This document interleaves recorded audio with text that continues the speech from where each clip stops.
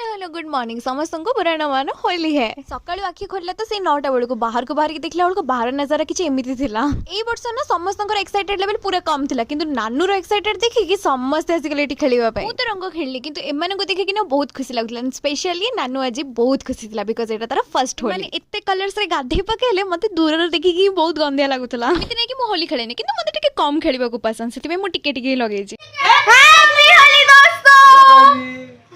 होली खेलिबा पे आम घर लोक माने बाहर को जानते भाई भौणी माने मिसिकी घरे ही माहौल बनै दो तो मु ए वर्ष किछि भी खेली नथिली सेति में एमन को मु दूर रे देखि के एन्जॉय करली एंड घर को एसे के देखला बेल को एठी मामा बाबा रे भी पूरा होली खेल स्टार्ट हेतला सेमान ते खेलत नहीं बस नॉर्मल घरे जेतो आज पूजा थिला माने मंगलवार सेति पे पूरा वेज रे खाइबा तयारी थिला बिना पेज रसुन बहुत भलो थिला एंड मामा रे ना आज टू मंगलवार भी स्टार्ट हे गेला इवनिंग रे कोन बा करबी छत्ते पर के सीटी ठियाली तापर देखिल ना गोटे पहाड़ ने निया लागि थिला तापर भाबली निया काई लागि जे एठी पूरी चना तरकारी मते घरे भल लागि तो बहुत दिन रो फरमाइश थिला एंड मामा आज मते बनै के दिथला जार टेस्ट बहुत